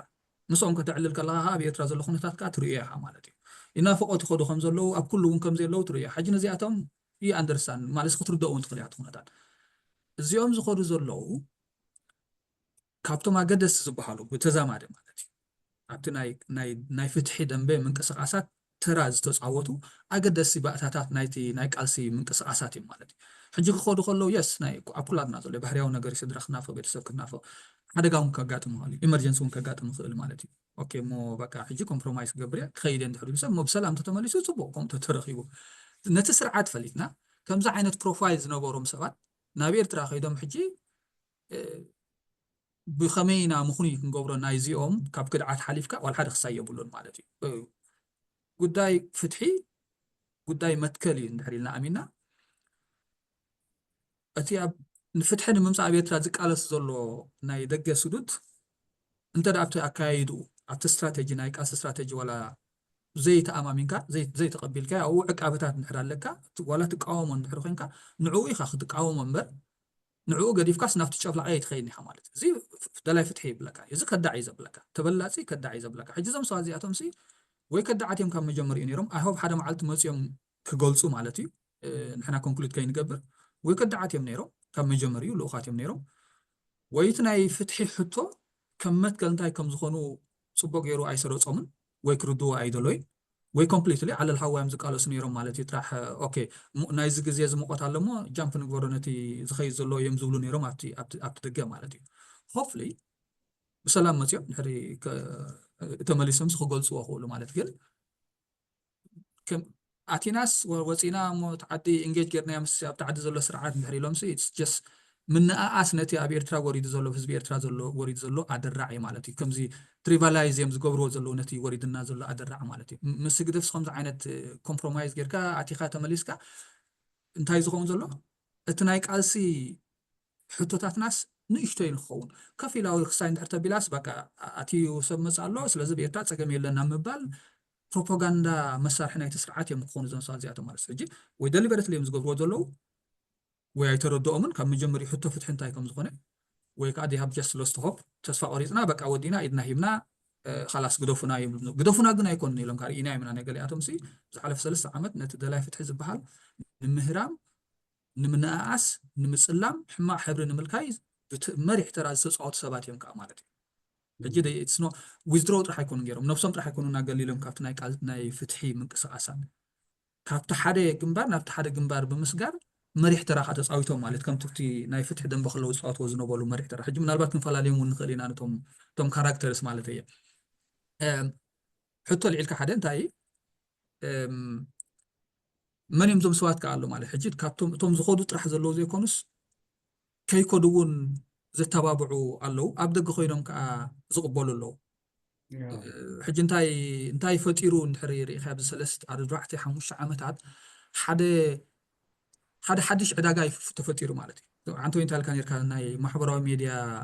ወነንቲ እውን ኣለዎ ማለት ካብቶም ዝኸዶም ሕጂ እንታይ ተፈጢሩ እንድሕር ኣሰብዒልካ ሓደ ዕድል እዩ ተፈጢሩ እዚ ፖለቲካል ኢኮኖሚ ሓደ ኒው ፎርም ኦፍ ፖለቲካል ኢኮኖሚ ፖለቲካዊ ዕዳጋ ዋላ ክንብሎ እዩ ተፈጢሩ ማለት እንታይ እዮም ገይሮም ንኣብነት ኣብ ኤርትራ ዘሎ በዓል ግዜ ክንብሎ ሓውና ኣወል እንታይ እዩ እቲ ናቱ ስትራቴጂ እንድሕር ኢኻዮ ናቱ ዲ ዋላ ምስ ገለ ኮይኑ ዝስርሓሉ ናይ ዩቲዩብ ቻነል ኣለዎ ማለት እዩ ሕጂ ነዚ ከምዚ ዓይነት ኮንትሮቨርሲያል ዝኾነ ናይ ምኽዳዕ ትርኢታት ክስተታት ከጋጥም ከሎ ኣብ ኣስመራ ኮይኑ ዝቕበሎም ዘሎ እታ ኤርፖርት ኮይኑ እታ ማዕርፎ ነፈርቲ ኮይኑ ልክዕ ከም ታክሲ ኣመላላሳ እዩ ኮይኑ ዘሎ ማለት ተቐቢሉ ዕምባባ እንዳነፀገ ዕምባባ እንዳቀበለ ዘእትዎም ዘሎ ማለት እዩ ሕጂ ኢማጂን ኣብ ኤርትራ ሲ ክንደይ ደቂ ስዋኣት ክንደይ ኣደታት ስዋኣት ክንደይ ስድራ ቤታት ስዋኣት ኣብ ኩሉ ማለት እዩ ስጋ ብዚ ሕጂ ኣሕዋትና ዘጥፈአ ኩናት ክንደይ ገዛይ ተዓፂ ዘሎ ክንደይ ገዛይ በሪሱ ዘሎ እዞም ሰባት እዚኣቶም ኣብ ናይ ምቾት ቦታ ነይሮም ሕጂ ኣብ ኤርትራ ናፅነት ዘምፅእሎም ኣብ ትሕቲ መሬት ሰፊሮም ከለዉ ብዕምበባን ብዳንኬራን ኣብ ኣስመራ ክቕበልዎም ከለዉ ጅስ ልብኻ ሰብረካ ማለት እዩ ዋላ ንዓና ዋላ ሓደ ኣይኮነን ግን ክትሪኦ ከለኻስ ዋላ እቲ ኣብ ኤርትራ ዘሎ ሕብረተሰብ ሲ እንታይ ዓይነት ሳይኮሎጂካል ትራውማ ቶርቸር ኢኻ ትገብሮ ዘለካ እውን ዝር እንታይ ዝገብር ሕጂ ተቐቢሉ ቃለ መጠይቅ እዩ ዝገብረሉ የናስሖም ማለት እዩ ሕጂ እዚ ክልተ ዕላማታት ይኽእልዎ ዝኽእል እቲ ሓደ ንሱ እቲ ኣብቲ ናይ ዩቲብ ቪውስ ረኽበሉ ኣሎ ማለት እዩ obviously እቲ ቪውስ ክሊክስ ላይክስ ሸርስ እንዳገበረ ኤንጌጅ ስለ ዝገብሮ ዘሎ ኣብቲ ናቱ ናይ ማሕበራዊ ሚድያ ፕላትፎርምስ ይጥቀመሉ ኣሎ ማለት እዩ ሓደ ፎርም ኦፍ ስራሕ ይንዕኡ ማለት እዩ ከምኡ ጥራሕ ዘይኮነ ከቡም ምግባር እውን ካብቲ ዓዲ ገለ ውዳቕ ተረፍ መረፍ ኣይስእንን እዩ ማለት እዩ ፋይናንሻል ድዩ ዋላ ብካልእ ፖለቲካዊ ሓላፋታት እዚ መክሰብ እዩ ዝረክብ ዘሎ እስ ንዕኡ ስራሕ ሕጂ ዕዳጋ እዩ ብጣዕሚ ኣገዳሲ ዝኾነ ዕዳጋ እዩ ተፈጢሩሉ ዘሎ ማለት እዩ ንዕኡ ነቶም ሰባት ምንሳሕ ማጨሎት ምሕፃብ እዩ ማለት እዩ ሕጂ ፖለቲካዊ ማጨሎት እዮም ዝሕፀቡ ዘለዎ ማለት ከምዚ ኮይንና ነርና ኣብ ጌጋ ነርና ከምዚና ነርና እንዳበልካ መዓት ኣለይ መለይ እንዳምፃእኻ ነፍሶም እዮም ዝሓፅቡ ዘለዉ ካልእ ሕብሪ ለኽዮም ከም ሃገራውያን ገይሮም ከዓ ነፍሶም ፕረዘንት ንክገብሩ ኣብቲ ተዓዲ ዘሎ ሰብ ወይ ኣብ ደገ እውን ዘሎ ኦፖርቹኒቲ ንዓቶም ይወሃብለዎ ማለት እዩ እቲ ስርዓት ከዓ ራእይዎ በሉ ንሕና ኩሉ ግዜ ኣብ መትከልና ኣብቲ ቁኑዕ ፖለቲካዊ መስመርና ነርና እዞም ከዲዖም ሃገር ጠሊሞም ብጌጋ ተጋግዮም ብከብዶም ተዓሲቦም ዝነበሩ ሕጂ ናብ ሃገሮም ተመሊሶም ናብ ህዝቦም ተመሊሶም ናብ ህዝብኻ ካብ ህዝቡ ዝተነፀለ ሰብ የለን ካብ ሃገሩ ዝተነፀለ ሰብ የለን ካብቲ ስርዓት ሰብ ዝንፀል ዘሎ ነቲ ስርዓት ኢኻ ሰብ ዝቃወሞ ዘሎ ግን ሓደ ትረኻ ይፈጥረሎ ማለት ሓደ ንፕሮፓጋንዳ ዝጥቀምሉ ሓደ ናይ ሌባ ዝኾነ ትረኻታት ንምፍጣር ከዓ ነቲ ብታዕዲ ዘሎ ፖለቲካዊ ሓይሊ ይጠቕሞ እዩ ማለት እዩ ኣብ ደገ ካለው ካልኦት ናይ ከምኡ ዓይነት ናይ ሶሻል ሚድያ ፕላትፎርምስ ዘለዎ ንሳቶም እውን ከምኡ እዮም ዝገብሩ ማለት እዩ ክስቶ መፀ ዕምባባ ሃብለይ ፍየር ሃብለይ እንዳተባሃልካ ንዓኣቶም ናይ ብሓቂ ሃገራዊ ስምዒት ኣለዎም ኮይኑ ዘይኮኑ ናይ ብሓቂ ህዝቢ ኤርትራ ሓልዮም ዘይኮኑ ኤሳን ኦፖርቹኒቲ ንዓኣቶም ማለት ቪውስ እዮም ዝረኽቡ ዘለዉ ከምዚ ዓይነት ሰባት ኮንትሮቨርሽል ዝኾኑ ካራክተርስ እንዳምፃእኻ ንዕኦም ስእሊ እንዳለኽኻ they're making money ሕጅስ ሰለስተ ኣካላት ኣለዉ እውን ክንብል ንኽእል ኢና መስለኒ እታ ዓንቱ ያልዒልካ ዝነበርካ ፅቡቕት ነጥቢ هو እዚ ትብሎ ዘለካ ኣገዳሲ እንዲ ምናልባሽ ኣብኡ ከዓ ካልእ ሓሳብ ድመፀኒ ኩሉ ግዜ እንታይ እዩ እዞም ሰባት እዚኦም ንዓዲ ኣትዮም ከም ዝትበልካዮ ኣብ ኤርፖርት ተቐቢልካ ብዕምበባን ብገለን ዳሕሩን ገሊኦም ቃለ መጠይቅ ክግበረሎም ክሳብ ኣብ ዘዲ ወዲቑ እቲ ስርዓት ትብል ኢኻ ሓንሳብ ምክንያቱ ብሓፈሻው እንትዛረብዎ ዝነበሩ ኣንጻርቲ መንግስቲ እቲ ናብ ኤርትራ ዘለዎ ኩነታት ኣቐዲሞም ዝገልፅዎ ዝነበሩ ኣብ ኤርትራ ኮይኑ ከምኡ ንዝብል ሰብስን ኣበይ ከም ዝኣቱ ኩላትና ንፈልጦ ኢና ወይ ኣብይ ኣትዮ ከም ዘሎ ሕጂ ስለምንታይ ዳ ነዚኦም ሓለፋ ተገይሩሎም ስለምንታይ ቶም ልክዕ ብናቱ መንፅር ዝተዛረቡ ናብ ኤርትራ ብእስር ቤት ዘለው ዳ ዘይወፁ እንታይ ኮይኖም ኢልካ ትሓስብ ኢኻ ካልእ ምስ ሕጂ ድመፀኒ እንታይ እዩ ብልክዕ ከ ኣሚንዎም ድዩ ይኣምነዎም ድዩ ኣገልገልቲ ክኾኑ ክእሉ ድዮም ምናልባሽ ንጊዜያዊ ረብሓ እቲ ስርዓት ክጥቀመሎም ኢሉ ወይ እቲ መንግስቲ ክጥቀመሎም ኢሉ እዩ ዝገብሮም ዘሎ እምበር እዚኦም ሲ እንታይ ከም ዝበሉ ቅድሚ ሕጂ ኩሎም ሪኦም ኣሚኖም ደቂ ገዛ ገይሮሞም ክትብል የሰከፊ ምክንያቱ ኩላትና ንፈልጦ ኢና እቲ ናይ ኤርትራ ኣሰራርሓ ማለት እዩ ብጎቦ ዓይኖም ሪእዎም ከም ዘለው ስኒ ንፁር ኮይኑ እዩ ድስማዓኒ እሶም ከ ሞራል ኣለዎም ድዩ ሕጂ ንሕና ሃገራውያን ኢና ኣብ መንጎ መንግስትና ኣብ መንጎ ህዝብና ኣብ መንጎ እንታይ ዶ ክትብል ሲ ከምኡ ዓይነት ሞራል ኣለዎም ድዩ ገሊኦም ሲ ምናልባሽ እውን ኣብ ትግራይ ከይዶም ወታደራት ዝነበሩ ዓሳክር ዝነበሩ ብኡ ተፃዒኖም ኣብቲ ናይ ሳልሳይ ወራር ካልኣይ ወራር ድመፅ እዮም ሕጂ እዞም ሰባት እዚኦም እንድሕር ብኸምኡ ዓይነ ርኢኻዮ ስኒ ሃገራውያን ዶም ከ ሃገራውያን ዶም ኢልካ ትሕቶ መፀልካ እዩ ግን እቲ ክብሎ ዘለኹ ሕጂ እቲ መንግስቲ ከ ማዕረ ክንደይ ኣሚንዎም እዩ ማዕረ ክንደይ ከ ኣብ ታሕቲ ደረጃ ወሪዱሎ ኢልካ እውን ክትርኢ ትኽእል ኢኻ ምክንያቱ ብወገን ልክዕ እዩ ፅቡቕ እዩ ከምኡ እንተዝገብር ንዝኾነ ሰብ ማለት ዝኾነ ሰብ ናቱ ተቃውሞ ደስማዓካ ብሕጋዊ ብናቱ ፖለቲካዊ ሓሳብ ዝገለፀ ኣብ ዝኾነ ስኒ እዚ ንሕና ንዛረቦ ዘለና ኣብ ዓድና ኮይና ዲቤት ጌርና ተዛሪብና ነፃ ክንከደሉ ዝግባአና ነገር እዩ ኣብ ዓድና ግን ከምኡ ሃዋህው የለን እዩ እንተዝፍጠር ደስ እንበለና ነይሩ ግን ነዚኦም ሓለፋ ትገብረሎም ነገራት ሲ ክጥቀመሎም ስለ ዝደለካ ጥራሕ ምዃኑ እዚ ንፁር እዩ ማለት እዩ ሕጅስ ባዕሪ ክንደይ ቀጻልነት ኣለዎ ኣብቲ ዓድና ከምኡ ዓይነት ናይ ፖለቲካዊ ባይታ ይፍጠር ድዩ ኸ ኢልካ ወንሲ እሱ እውን ምርኣይ ኣገዳሲ ይመስለኒ ፅንቅ ፅቡቅ ነጥ እዩ ከምዚ ክልተ ጎርሓት ሓሙኽሽ ስንቆም ዝበሃል ምሻ ኣሎ ምስላናትና ሕጂ እዚኦም ክልተ ጎርሓት ይጣመሞት እዮም ዘለዉ ማለት እዩ እቲ ናይ ምትእምማን ሕቶ ከዳዕ ኩሉ ግዜ ከዳዕ እዩ once a traitor always a traitor ትብል ሓደ ዓርክና ኣብ ፌስቡክ ፖስት ገይሩ ነይሩ ከዳዕ እንድሕር ኮይንካ ኩሉ ግዜ ከዳዕ እዩ ኣነ ሕጂ ክሪኦ ከለኹስ ከመይ ገይሮም ኩነት ዓዲ ክሳዶም ኣቕኒዖም ደረቶም ነፊሖም ይረግፅዎ ማለት እዩ ምክንያቱ እቲ ሰብኣኡ ዘሎ ኣብ ኤርትራ ኣነ እንታይ ኣለና ኣብ ኤርትራ ኣብ ደገ ተማሂሩ ኣብ ደገ ናይ ምኻድ ዕድል እንዳነበሩ ከሎ ኣብ ኤርትራ ተመሊሱ ብመትከል ነቲ ስርዓት ዝደገፎ ክትክብሪ ትህቦ ኢኻ ምክንያቱ ናይ መትከል ሕቶ እዩ ዋላ ጌጋ ይኹን ኣታ ዝኣምነላ መትከል ሰብ ኣብኣ ፀኒዑ ኣሎ ማለት እዩ ጌጋ ድዩ ካልእ እዩ ማለት እዩ ናይ ሓሳብ ፍልልይ ኣለና እዚ ፀገም ዘለዎ ኣይኮነን ኣብ ኤርትራ ኮይኑ ኣነ ደረተይ ነፊሕ ኣለኹ በዚ ዝኣምነሉ ኣይትቀበልዎ ንናትና ክስያ ኣለና እንድሕር ኢልካ ሰብ ተኽብራ ንዓ ወላ ሓደ ማለት ወላ ይትቀበሎ ተኽብራ እዚኣቶም ግን በልዓቲ ክልተ ፀሓሊ ማለት እዩ ኣብቲ ሕጂ እቲ ዝበልካያስ ከዳዕ ኩሉ ግዜ ከዳዕ እዩ ንክጥቀመሎም እቲ ስርዓት ሕጂ ብጣዕሚ ኣብ ሓደ ከበረ ደስፕሬት ዝኾነ ስቴጅ ዘሎ ማለት እዩ ኣብዚ ደገስ ርኢኻ ኣለካ እቲ ናይ ደገፍናቱ ብፍላይ ከምኦም ቁርብ በቲ ኣብቲ ማሕበራዊ ሜድያ ዘምፅዎ ስእሊ ዝተፃወትዎ ተራ እውን ገሊኣቶም ብፍላይ ኣብቲ ናይ ቃልሲ ክስያት ከም ኣገደስቲ ኣሰትስ እዮም ሕጂ ዝረኣዩ ማለት እዩ ሕጂ ከም እሙናት ዘይኮኑሲ ከም ክትጥቀመሎም ትኽእል ኣሰትስ እዮም ዝረኣዩ ዘለዎ ማለት እዩ በቲ ናይቲ ስርዓት ኣጠማምታ ካልእ ከዓ ከምዚ ዓይነት ቃላት ዝዛረቡ ነይሮም ከምዚ ዓይነት ጎስጓሳት ገብሩ ነይሮም ከምዚ ዓይነት ምንቅስቃሳት ይገብሩ ነይሮም እዚ ዘረባታት ዝዛረቡ ነይሮም ብዛዕባ እቲ ስርዓት ሕጂ ኣብ ኤርትራ ኣትዩ ዳ ስለምንታይ ሓለፋ ስለምንታይ ሓደግ ሕድገታት ትብል ሕቶ ክልተ ነገር ክኸውን ይኽእል ወይ ካብ መጀመርኡ ልኡኻት ነይሮም ወይ ድማ ነዚኣቶም ነፃ ብምልቃዕ ዝተለቐቑ ኤርትራ ኣትዮም ብሰላም ኣትዮም ዝተመልሱ ኣለዉ ፅቡቕ ማለት እዩ ከምዚ ዓይነት ፖለቲካዊ ሕድገታት ብምግባር እንታይ እዩ ሓደ ናይ ፖለቲካ ናይ ፕሮፓጋንዳ መሳርሒ ዝኸውን ዘሎ ማለት እዩ ራእዩ ኤርትራ ኣቲኻ ተቃዊምካዮ ነቒፍካዮ ዓድኻ እቶ ማለት እዩ ጥራሕ ንስኻ ከምዚ ትግበር ህዝብኻ ሃገርካ መንግስትኻ ጥራሕ ኣኽብር እምበር ሓደ ፀገም ይብሉን ሕጂ እዚ ደንጊፁሎም ናይ ብሓቂ ምሕረት ተገይሩሎም ሕድገት ተገይሩሎም ዘይኮነሲ ከም ናይ ፕሮፓጋንዳ ገንሸል ዝጥቀመሎም ዘለዉ ዩዝፉል ኢዲየትስ እዮም ማለት እዩ ብዝተፈላለየ መልክዕታቱ ሕጂ ክምለሱ ክእሉ እዮም ብሰላም መለሱ ንሕና ፐርሰናሊ ፀገም ይብልናን ማለት እዩ ግን እንታይ እዩ እቲ መልእኽቲ እዚና ንገብር ንሕና ኤርትራ ናፅነት የለን ዶ ሓሳብካ ናይ ምግላፅ ክሳይ የለን ዶ ዝበሃል ኩነታት ሓሶት እዩ ሪስፔክትፉል መንግስቲ ስጋብ ዝነቐፍካ ዓድኻ ኣቲኻ ክትወፅእ ፀገም የብልካ ንምባል ከም ሓደ ናይ ፕሮፓጋንዳ ትረኻ ንምስራሕ እውን ንጥቀመሎ ማለት እዩ እምበርቲ ናይ ምእማን ሕቶ ከምዚ እሞኑ ፍሉጥ እዩ ኩሉ ግዜስ ዕሉ ማዕኮርካ ሓልዩ ማለት እዩ ኣብ ክልቲኦም ዘሎ ኩነታት ኣምኑ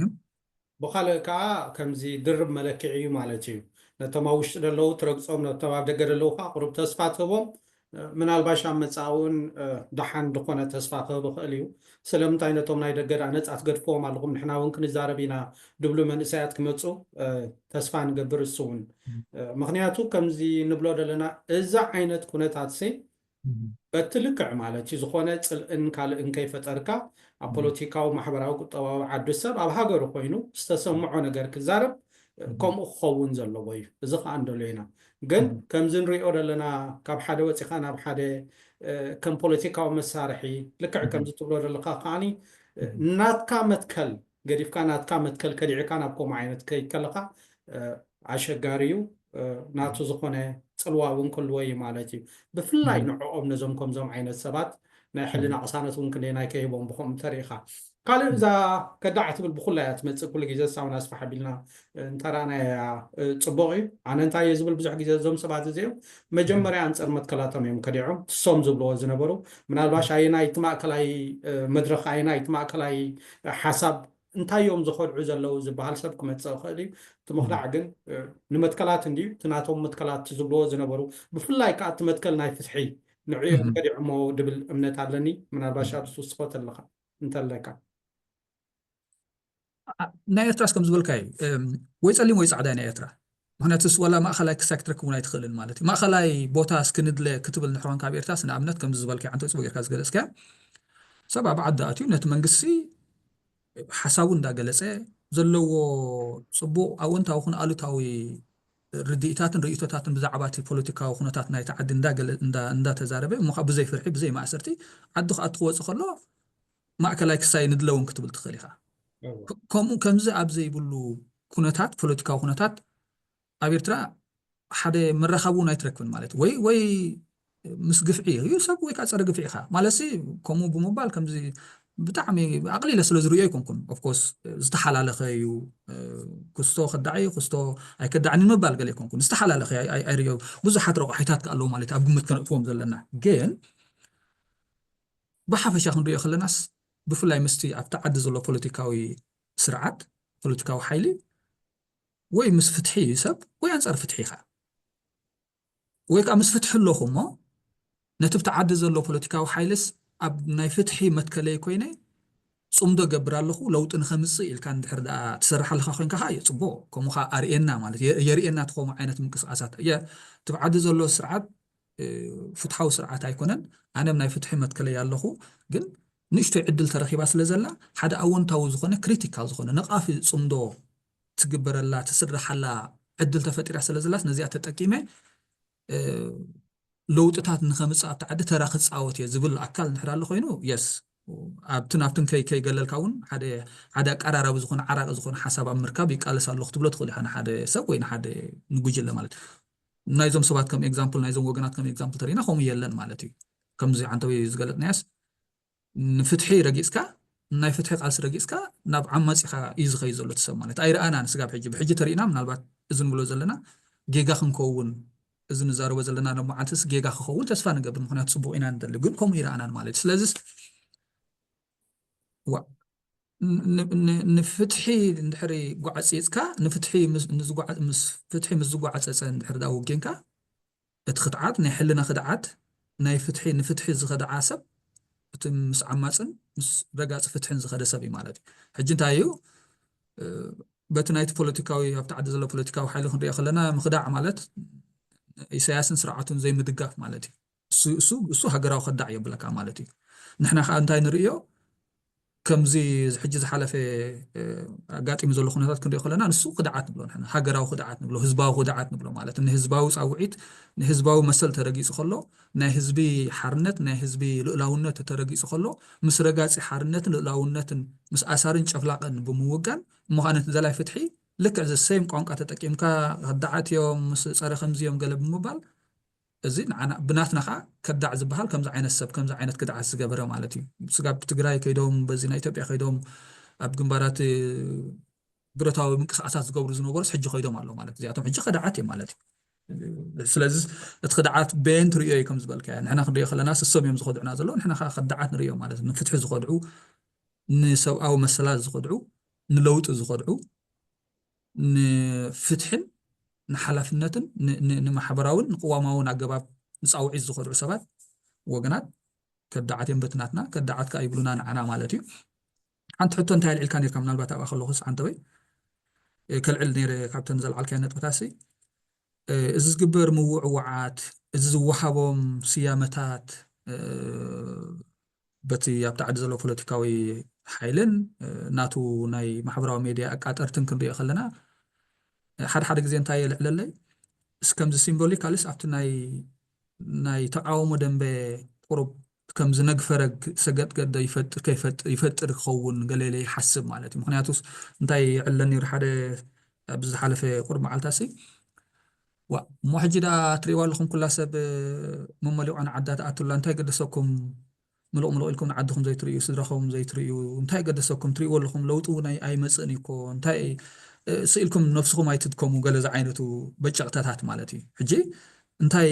ኢሚድየት ዘለዓለለይ ሕቶ ከምዚ ዓይነት ናይ ስነ ኣእምራዊ ምጥርጣራት ከልዕል ይኽእል ዶ ናይዞም ሰባት እዚኣቶም ነዚ ኸ ብኸመይ ክንገጥሞ ንኽእል እንታይ ኢና ንብል ዘለና ዝብል ሕቶ እውን ኣላዓለለይ ነይሩ እስኪ እንታይ ሳይኮሎጂካል ስነ ኣእምራዊ ፅልዋ ክህልዎ ይኽእል ኢልካ ትሓስብ ዝናይ ከምዚ ዓይነት ናይ ሜድያ ፕሮፓጋንዳ ብዛዕባኦም ዝበሃል ንዕኦም ዝወሃብ ስእሊ ክብሪ እውን ክንብሎ ንኽእል በቲ ናይቲ ዓዲ በቲ ናይቲ ስርዓት ቋንቋ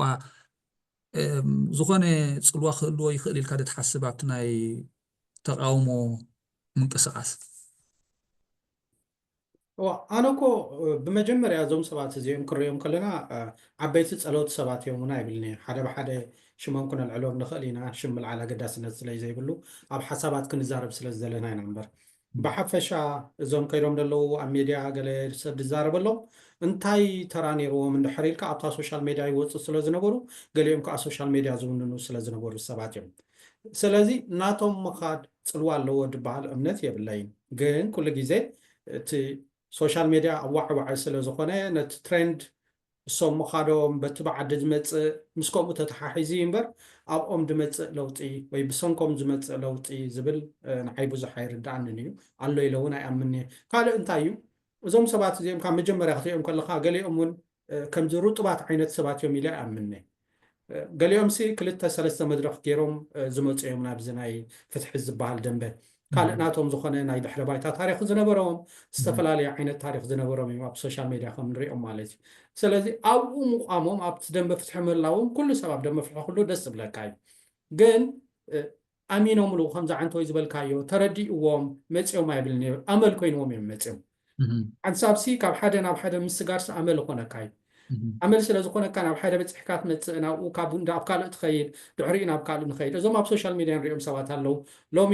ሓንቲ ነገር ፃዕዳ ኢሎምካ ፅባሕካ ቀያሕ ድብሉካ ድሕሪ ፅባሕ ፀላም እያ ዝብሉካ ከምኡ ዓይነት እዮም መብዛሕቶም። ሓደ ርጡባት ሰባት የለውን ማለት ኣይኮነን ግን ብሓፈሻ ክትሪኦም ከለካ ብብዝሒ ተሪኢካዮ ከምኡ ዓይነት እዮም። ናይ ካድረ ዝኾነ ዓይነት ባህሪ ዘለዎም እዩ። ካድረ ከዓ ናብ ድመፀ መንግስቲ ዘገልግል ካብ ሓደ ናብ ሓደ ክቕየር ከዓኒ ብዙሕ እውን ሽግር ዘለዎ ኣይኮነን ድብል እምነት ኣለኒ። እጂ ኣብኡ ተሪኢካዮም ብዙሕ ክስታይ የብሉን። ግን ንዕኦም ሜድያ ምሃብ ንዕኦም ምውዕዋዕ ብሽሞም ፀዊዕካ ማለት እዩ ብሓሳብ ክትዛረብ ይብልካን ማለት ኣይኮነን። ብሽሞም ፀዊዕካ ማዕረ ክንዱ ኣድላይነት ዘለዎም ማዕረ ክንዱ ስፔስ ክሕዙ ዘለዎም ሰባት እውን ኣይመስለንን። ግን ኣብ መጨረሻ ከዓ ላንጋ ኮይኖም ዝተርፉ ይመስለኒ። ልክዕ ከምዚ ክንብሎ ፀናሕና ብዓድን ድሕሪ ኣቲኻ እቲ መንግስቲ ክጥቀመሎም ደሎ ፖለቲካ ክሰርሐሎም ደሎ ፖለቲካ ሰሪሑ ከዓ ኣጉሕፎም እዮም። ኣብ ኤርትራ ዘሎ መንግስቲ ነዚኦም ከዲዖም ዝመፅዎ ዘይኮነ ወይ ነዚኦም መትከላቶም ረጊፆም ዝመፅዎ ዘይኮነስን ነቶም ናቱ ንነዊሕ ግዜ ዘገልግልዎ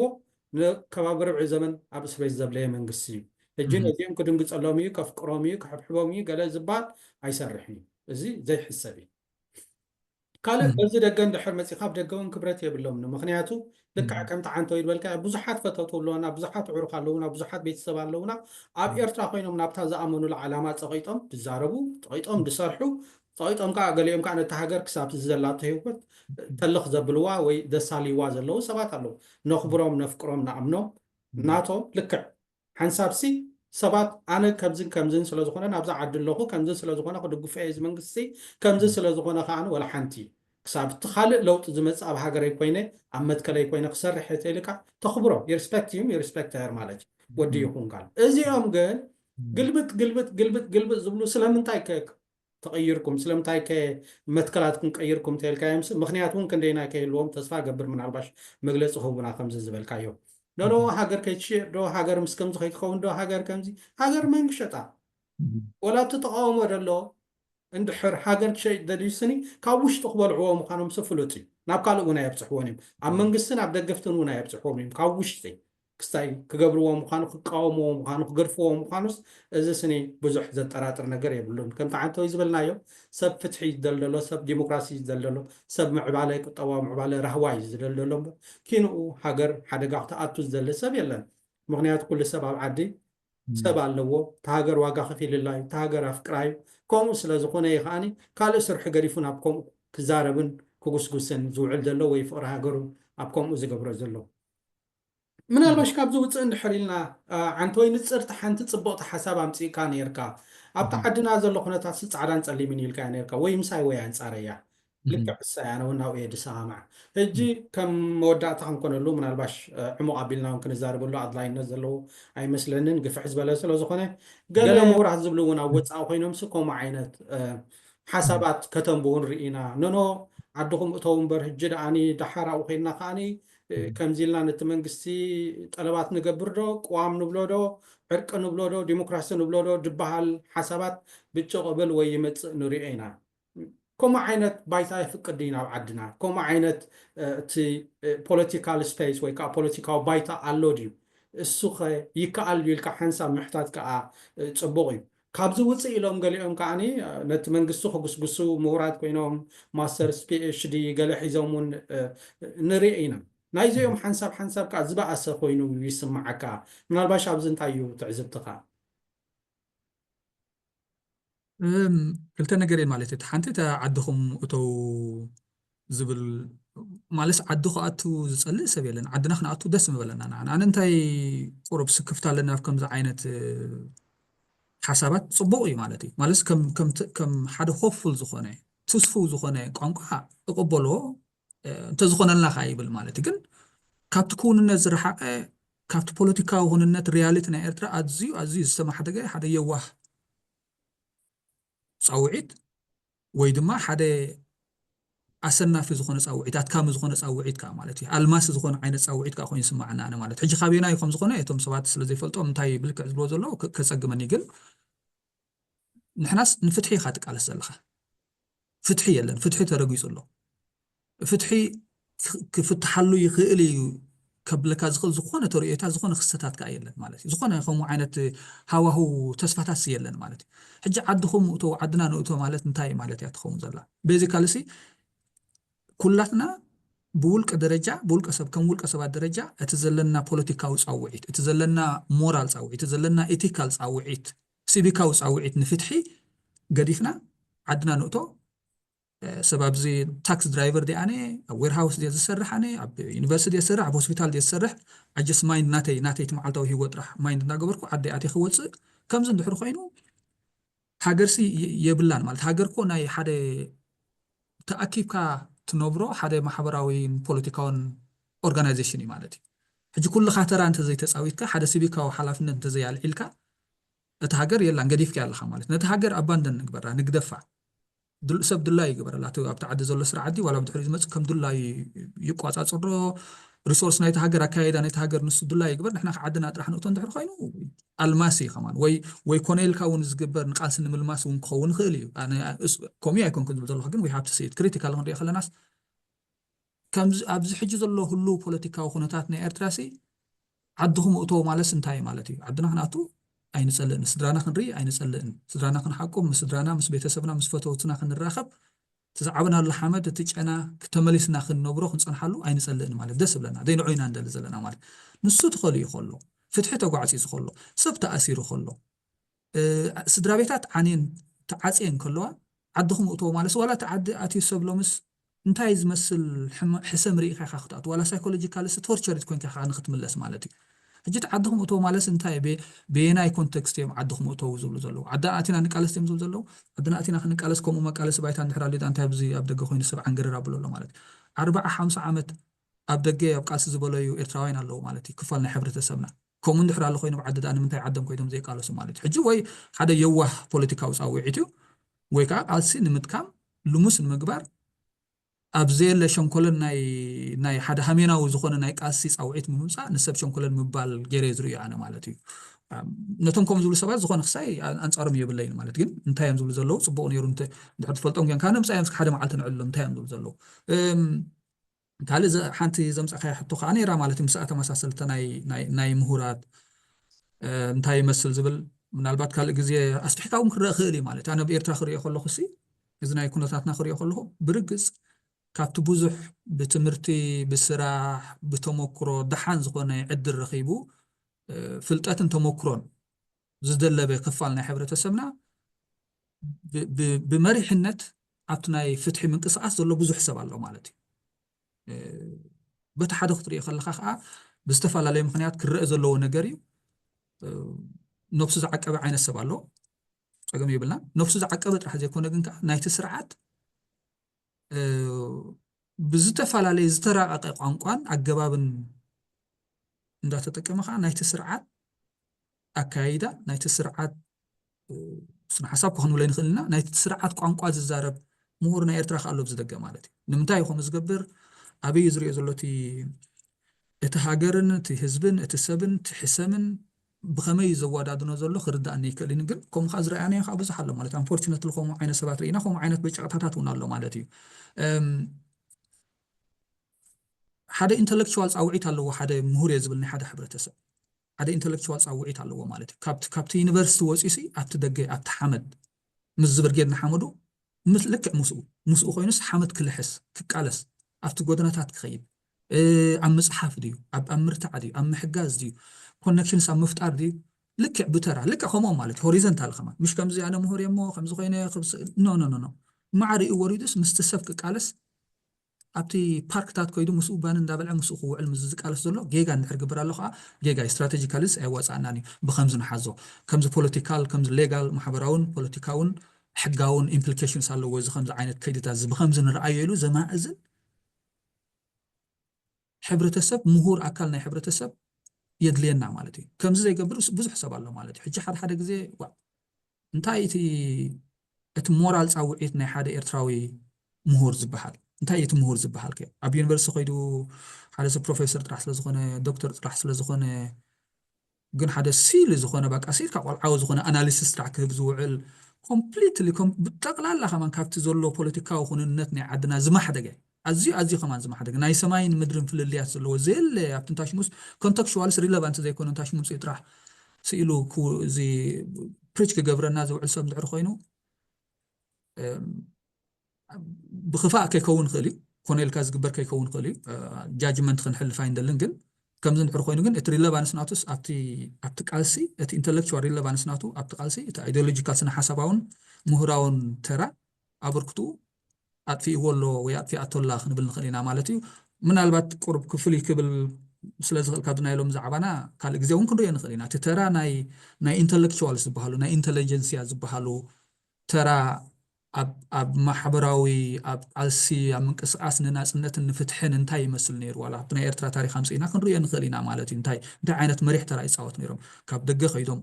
ريزاين غيرو مالتي كابتي زنبره مچوت كون خل بتمرتي كاب هارفاردن كاب كلن زخدو نيرم مالتي دحر انتاي تقيروم تورمنتر تقيروم اوف كورس كدو نخلينا ناتو تاريخاو مصاصا ناتو تاريخاوي كستاتن ኣለዎ ግን كاب دغ ون كيدوم كاب يونيفرسيتات كيدوم اب جنبارات مسحواتو استقالسو استسووا إرتراوين intellectuals الله حجة عبد الجخا خو مزجبر الله لك الله مالتي بس حد خطري خلها نايتي سرعات زرباتات قالات نداو قاسيو ناي سياس intellectual lap dogs ولا خن بلو كراخور رفراف كساي زكوماس بس حد الله مالتي الله hopefully كل جزء ترخيب ولا سفح زبالة خسائات ممكن قبل نخل أقداسي انت نخل أقداس خويني سمعني قومو مثلنا I think حتى اسكي ناي مجرش كم رئيتو انتاي زبل حتى على الله حجي زي أقاتي مزول خستاتسي وإذا دنبا تعاومو سي صوري دي زولو حجي خيه مالسي حبوي identify فليتنا دينا ناي بحق مني مسانا زولو انتاي مباليس كم زي مترطار نمزرا إليكم كنكم زول زولو زخونا سب نزز رؤيس كبخوم غير دالي تسفا قبر قل حدا غزي انتاي بلاني قال ترؤيتات كستات كن خلناس أبينا يدرج جامس بس إحنا هنا أو إذا سبزي وإذا سبزي أو إذا جوجل لازس حق نعمل كتحطه خنا مرول لنا نبحك إيه الله دي بتنات نخساي قال كن بس معاسي ناخون بالكوم عينت سكفتات زحدر خويني سمع عنه حق قال زرا زي كسات ككاتات الكنية مزيوم مزعج زقات مخنطات قال حجي حطتات يلا لك سكنتاي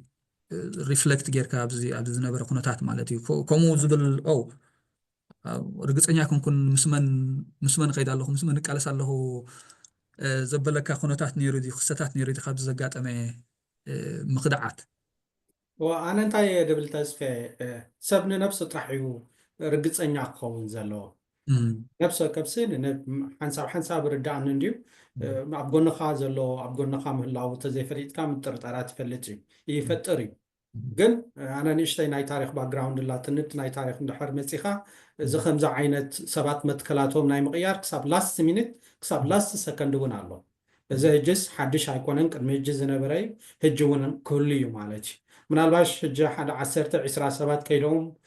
كم زقينو مخا كلا عينت بروباغندا جاو حلومو هجزهم زلوا خصوري عديهم ندحر تبايلو نو متصيم كالوت وسقي ድሕሪኡ እውን ክውሰኸዮም ክሳብ እቲ ንሕና እንደልዮ ፍትሒ ወይ እቲ ንሕና እንደልዮ ኣብ ዓድና ርጉእ ዝኾነ ፖለቲካዊ ስርዓት ዝመፅእ ኩሉ ግዜ ክህልው እዮም እዚኦም ሕጂ እንድሕር ፀርዮም እንዲኦም እንድሕር ኢልካኒ ነኖ እዩ ትመልሰ ያነ ምክንያቱ ሰባት ሓሳቦም ናይ ምቕያር ኩሉ ግዜ እንዳሃለዎ ክመፅእ ግን ሰብ ንውልቂ ክሓትት ክኽእል ኣለዎ ባህላ እየ ኣነ ስለምንታይ እየ ንፍትሒ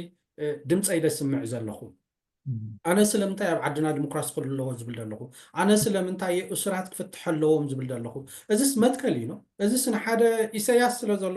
ኣብ ስልጣን ወይ ህግደፍ ኣብ ስልጣን ስለ ዘሎ ይኮነ ወላ ወዲ ኣብ ስልጣን ተመፂስኒ ሰባት ብዘይ ሕጊ ክኣስር እንድሕር ኮይኑ ሰባት ክጋፍዕ እንድሕር ኮይኑ እቲ ሃገር ክትልምዕ እንዳኽኣለት ከልምዓ እንተዘይክኢሉ ኣታ ወዲ ትጋገለኻ እዚስ እሱ ይኮነን እንተዘይለዮ ምህላዊ ዳኣነ እንታይ እዩ ሞዳ ሕጂ እዚስ ዝነበረ ዓይነት እዩ እዚ ናይ ፍትሒ ቃልሲ ዝቕፅል እዩ እዚ መትከል ናይ ምልዋጥ ከዓ ዝነበረ እዩ ዝቕፅል እዩ ክሳብ ናይ መጨረሻ ዳቕ ዝብል እምነት ኣለኒ ካልእ ከዓ እንታይ ይሓስብ ሲ እዚ ናብ ዓዲ ዝኸዱ ኣለዉ በቃ ንሕና ሃገራውያን ኢና ሃገራዊ ፀውዒት ኣሎ ምስ መንግስትና ኢና ገሌለ ምስ ናብ ዓዲ ምለሱ ኣለዉ ማለት እዩ ብተዛማዲ ከዓ ኣብዚ ግሎባል ኖርዝ ኣብዚ ነብረሉ ዘለና ናይ ስደት ምዕራባዊ ዓለም ዋላ ሰትል ዝኾነ ፅጡሕ ዝኾነ ናብራ ዝነበሮም እዮም ማለት እዩ ትሪኦ ከለኻ ማለት ሲ ኢንዲቪጅዋል ዋላ ከይበልናስ ብሓፈሻ ግን ሲ ድሓን ክትብሎ ትኽእል ናብራ ዝነብር ዓይነት ሰብ እዩ ማለት ሕጂ ናይ ብሓቂ ናይ መትከል ሕቶ ንድሕር ኮይኑ ዝተቐየረ ናይ መትከል ሕቶ ከም ዝበልካዮ ኦፍኮርስ ከም ሰባት ፖለቲካሊ ኩሉ ግዜ ንሕና ኢቮልቭ እንዳገበርና ንኸይድና ሓሳባትካስ ካብ ምስ ግዜ ምስ ሁሉ ኩነተ መቃን ናይ ሓደ ግዜ ክቕየር ይኽእል እዩ ምስ ታሪክ ክቕየር ይኽእል እዩ ፀገም ዘሎ ይኮነን ኣብ ሓደ ፖለቲካዊ ሓሳብ ጥራሕ ስለ ነርካ ኣው ከምዚ ሸንኮለል ክትብል ኣይትኽእልን ኣይትነብርን ከም ምዕራብ መኸዳ ማለት ኣብዚ ናይ ዓድና የለ ፍትሒ እንድሕር ዘየለ ደይዝኖ ወይ ማለት እዩ ንዓኽ ሰግራይ ትኽእልን ኢኻ ኣብ ምስ ግዜ ግን ኣብ ካልእ ድሓን ዝኾነ ኖርማል ዝኾነ ፖለቲካዊ ኩነታት ግን የስ ሰባት ፖለቲካዊ ሓሳባቶም ይቕይሩ ዋላ ኣብዚ ዓዲ እንድሕር ርኢናዮ ካብ ኮንሰርቫቲቭስ ናብዞም ሌበር ዝኸዱ ኣለዉ ማለት ካብ ሓደ ፖለቲካዊ ሰልፊ ናብ ካልእ ፖለቲካዊ ሰልፊ ይኸይድ ማለት እዩ በቲ ስነ ሓሳብ ምቅያራቶም ምፅኡ ወይ ገለ ኦፖርቹኒቲ ፀገም ዘለዎ ይኮነ እዞም ከይዶም ዘለዉ ወገናት ሕጅስ ቲንክ ኣብ ኤርትራ ኮሚት ክገብሩ እዮም ኣብ ኤርትራ ክነብሩ ማለት እዩ ኣብ ኤርትራ ኮይኖም ከዓ ኮንትሪቢዩት ክገብሩ ሃገራዊ ፃውዒቶም ተቐቢሎምሲ ንህዝቢ ከገልግሉ ቁርባት ኮይኑ ዶ ይስማዕካ ወይስ ከም ኦፖርቹኒቲ ከም ናይ በለፅ ክሳይ ጥራሕ ርእዮም ኣብ ኣኼድና ማጨሎት ተሓፂብና ፖለቲካዊ ማጨሎት ተሓፂብና ስእልና ዓሪና ሳብ ዘገ ተመሊስና ገለ ቁንጣሮ ቦታታት እንተረኸብና ኣብቲ ኤምባሲታት ድዩ ኣብቲ ናይ ቆንስላዊ ክሳያት ድዩ ዝብል ዶኮይኑ ይስማዓካ ዋላስ they will commit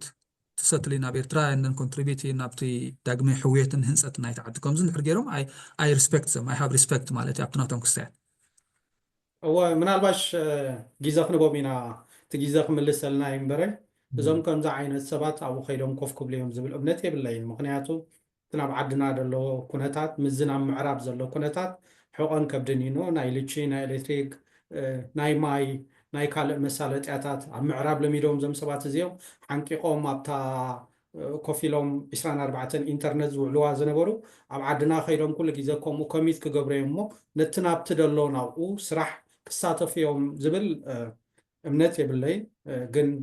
ክርኤና ማለት እዩ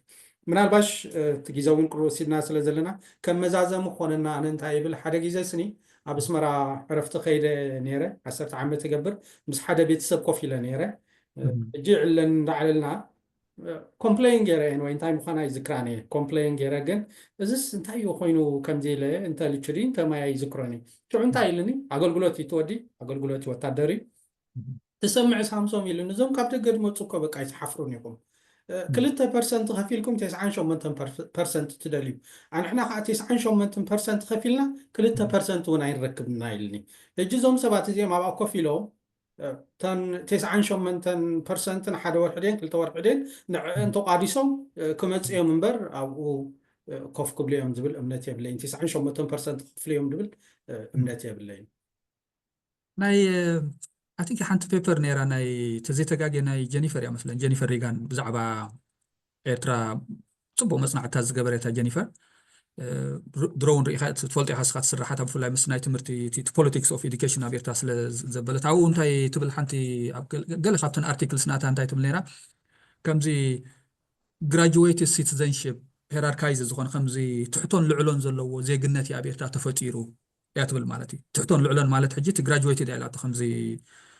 عبلا على زلوس اتكاب دجز مسات دياسبورا يخون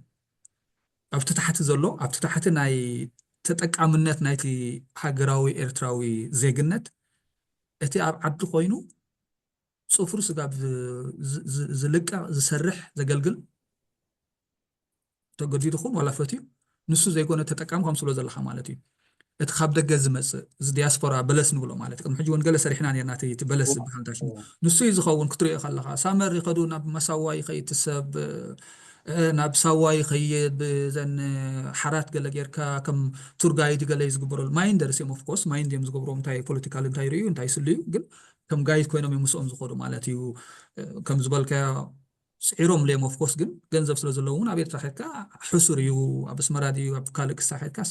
እቲ ህይወት ኢንጆይ ክትገብሮ ትኽእል ማለት እዩ እቲ ናይ ሞቢሊቲ ምእታውን ውፃን ካብታ ዓዲ በቲ ስርዓት ዝግበረሎ ምንክብኻባት ገለ ኩሉ ንምግላጽ አንታይላቶስ ሓደ ልዕሎን ትሕቶን ዝኾነ ዘይግነታዊ መሰላት እንጉባአትን እዩ ኣብ ኤርትራ ዘሎ ኢላቶ ልክዕኩም ስለ ዘለኻ ማለት እንታይ ልካ ክልተ ከሚእቲ ከፊልኩም 98 ከሚእቲ ትጠልቡ ብርግጽ ንሲ ማለት እዩ ወሶም ካቲ 98 ከፊሎም ክልተ ከሚእቱን ኣይረኽቡን እዮም ኣይረኽቡን ከኣንሶም ኣገዳሲ ሕቶ እያ ቲንክ እቲ ዝኸይድ ሰብ እንታይ ዓይነት ስነ ኣእምራዊ ጎነጽ ወይ ከዓ ቫዮለንስ ውን ይውርደሉ ነቲ ተዓዲ ዘሎ ሰብ ብዙሕ ኣይንሪኦን ኣይተጸንዕን ውን ዝናትና ክትሪኦ ከለኻ እምበር ክረምቲ ኮይዱ ሰብ ኣገልግሎት ግዜ ዳይኑ ነንጓሓለ ነበር ምሳኻ ኣገልግሎት ዝነበረ ሰብ ኣብኡ ከሎ ንስኻ ናይ ስደት ጉዳይ ናይ ኣጋጣሚ ጉዳይ ኮይኑ ናይ ታሪክ ጉዳይ ኮይኑ ወፂኻ እሞ ብሰላም ኣቲኻ ኣሜሪካ ዲ ኤውሮጳ ተቐሚጥካ ስዒርካ ኦፍ ኮርስ ላዕሊ ታሕቲ ኢልካ ገንዘብ ጌርካ ብኤርትራ ኣቲኻ ፈጨጭ ክትብል ከለኻስ ወላ ትርእሱስ ተሰብ እንታይ ዝሓስብ የገና ኣነ ዝብል ማለት እዩ ከመይ ጌርካ ከምኡ ትርኢ ማለት ምክንያቱ ሰብ ኤርትራ ዘሎ ሕሰምስ ንፈልጦ ኣለና ማለት እዩ ማይ ዘይሰቲ ቆሪሱስ ዘይድረር ዓይነት ሕብረተሰብ ኢና ፈጢርና ዘለና ሕጂ ከመይ ጌርካ ዋላቶም ደቅኻ ምስ ከምኦም ትራእዮም ገለ ተሰብስ ትርእሱስ ሳይኮሎጂስት ከመይ ጌሩ ይቕበሎ ገለና ኣነ ዝብል ዋላ ሓደ ግዜስ ዋ ከምዚ ዝኮለስ ዋላ ኤርትራስ ክኸይድ ምደለኹ ዶ ደቂ ሒዛ ኣነ ክኸይድ እውን ኣይደልን ማለት እዩ ምክንያቱ እንታይ ኢኻ ትርኢ ዘለኻ ደቅኻ ናይ ኣምላኽ ይብካ እግዚኣብሔር ተፈቂድዎ ብሰላም ኣቲኻ እቶም ኣብኡ ዘለዉ ደቂ ሓዋትካን ስድራ ቤትካን እንታይ ዝመስል ናብራ ይነብሩ ኣለዉ ከመይ ጌርካ ኢኻ ተወዳድሮም ብኸመይ ኢኻ ትሪኦ ማለት ሽዑ ደቀይ ከይሓሙኒ ማይ ሰሓ ክገዝኣሎም ከምዚ ኮይኖም ክመልሶም ሞራሊ ከም ሕብረተሰብ ነፍስና እውን ክንሓትት ዝገብረና ብዙሓት ነገራት ኣለዉ ኣነ ማለት እዩ ሰላም ተኸታተልቲ እዛ ቻነል ናብ ማሕበራዊ ቁጠባዊ ፖለቲካዊ ኩነታት ናብራና ብጃመይ ንምምልካት ክፍተያ ስለዚ ሼር ሳብስክራይብ ምግባር ኣይትሕመቑ